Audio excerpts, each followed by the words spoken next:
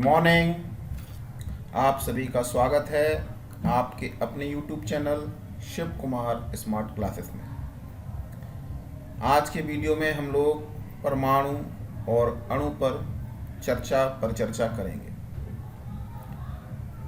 तो शुरू करते हैं आज का वीडियो।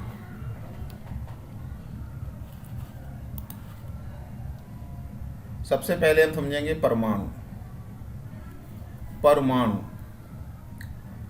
परमाणु किसी पदार्थ का वह सूक्ष्मतम कण है। क्या है?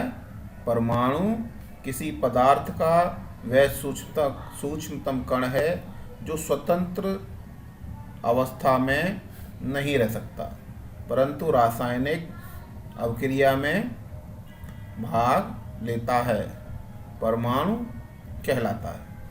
ठीक है, ये परमाणु की परिभाषा हो गई। चलिए समझने का प्रयास करते हैं। देखिए एक एग्जांपल लेते हैं, जैसे कि एक हमने चौक ली। ठीक है, ये चौक है और चौक के हमने टुकड़े कर दिए। ठीक है, तो ये छोटे छोटे टुकड़े हो गए।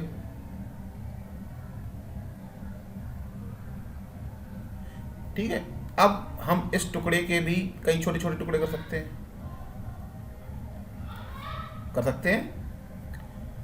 अब इस टुकड़े इसका जो छोटा टुकड़ा, ये इस छोटे टुकड़े के भी छोटे छोटे टुकड़े कर सकते हैं हम लोग।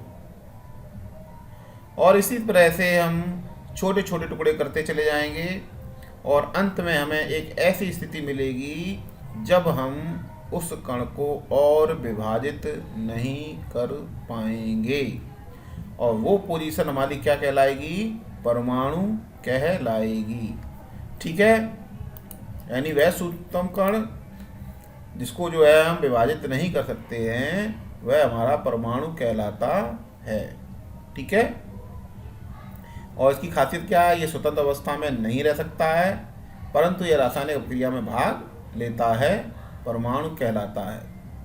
देखिए आगे चलते हैं। देखिए अगला पॉइंट, परमाणु शब्द को यूनानी भाषा में एटॉक्स कहते हैं। क्या कहते हैं? एटॉक्स, जिसका अर्थ है अविभाज्य, यानी जो विभाजित ना किया जा सके उसे क्या कहते हैं? अविभाज्य।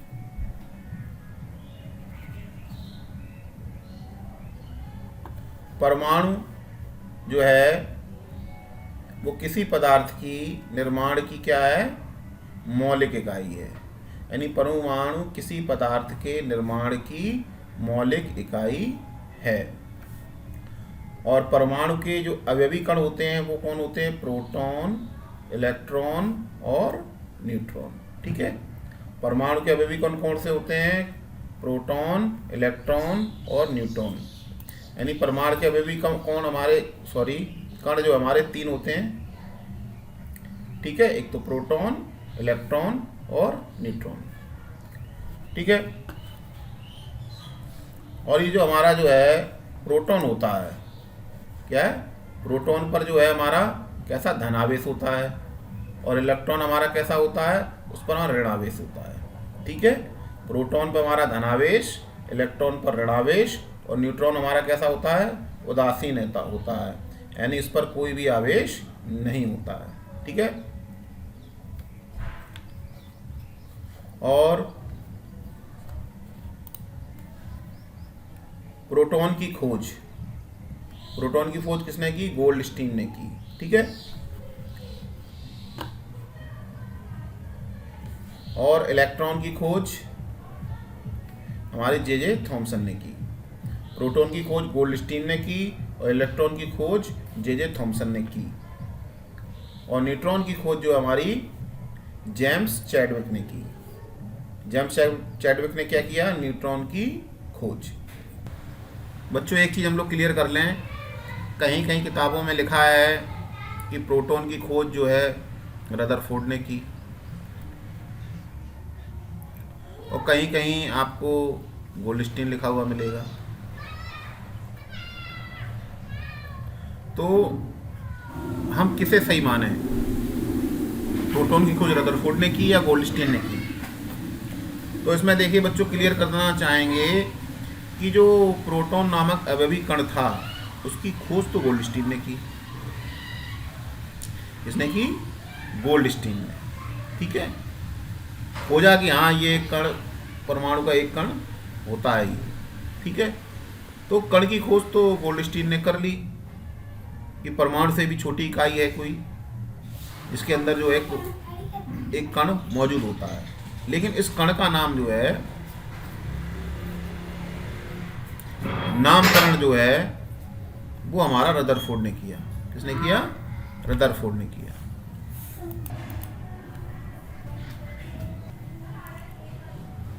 अब समझते हैं अणु। अणु के बारे में थोड़ी सी चर्चा हो जाए। किसी तत्व के सभी अणु कैसे होते हैं?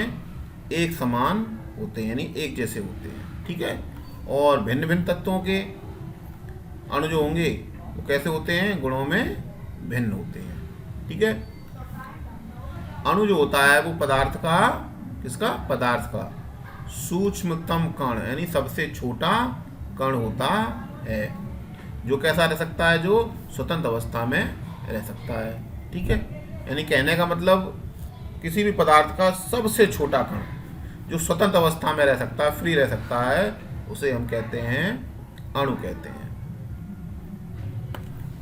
परमाणु जो होते हैं वो जो आपस में संयुक्त होकर क्या बनाते हैं? अणु बनाते हैं। ठीक है, और समान परमाणुओं के सहयोग से क्या होता है? तत्व के अणु बनते हैं। जैसे ऑक्सीजन का अणु, हाइड्रोजन का अणु, है ना। तो परमाणुओं से मिलकर क्या बनते हैं? अणु बनते हैं। ठीक है, जैसे कि मान लीजिए ये हमारा एक हाइड्रोजन का परमाणु है, एक दूसरा हाइड्रोजन का परमाणु है, ये आपस में संयुक्त होकर क्या करेंगे? हाइड्रोजन का एक अणु बनाएंगे। इसी प्रकार ये ऑक्सीजन का एक परमाणु, ये दूसरा ऑक्सीजन का एक परमाणु, है ना, ये आपस में मिलकर क्या करेंगे? ऑक्सीजन का एक अणु बनाएंगे। यानी समान परमाणुओं के सहयोग से क्या बनता है? एक अणु बनता है। ठीक है, नेक्स्ट आगे पढ़ते हैं। परमाणुओं के सहयोग से यौगिक के अणु बनते हैं। किसके? यौगिक के अणु। परमाणु के सहयोग से अलग अलग तत्वों के परमाणु से। ठीक है, यानी समान परमाणुओं के सहयोग से तो हमारे तत्वों के अणु बनेंगे, लेकिन अलग अलग तत्वों के परमाणुओं के सहयोग से यौगिक के अणु बनते हैं। जैसे कि हमारा जल किससे बना है? हाइड्रोजन और ऑक्सीजन के अणुओं से मिलकर बना है ना।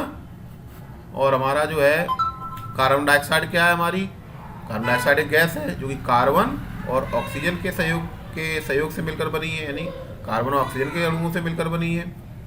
ठीक है, तो ये देखिए जैसे कि हमारा एक हाइड्रोजन का जो अणु है, ठीक है, और एक ऑक्सीजन का अणु, तो ये मिलकर क्या बनाएंगे?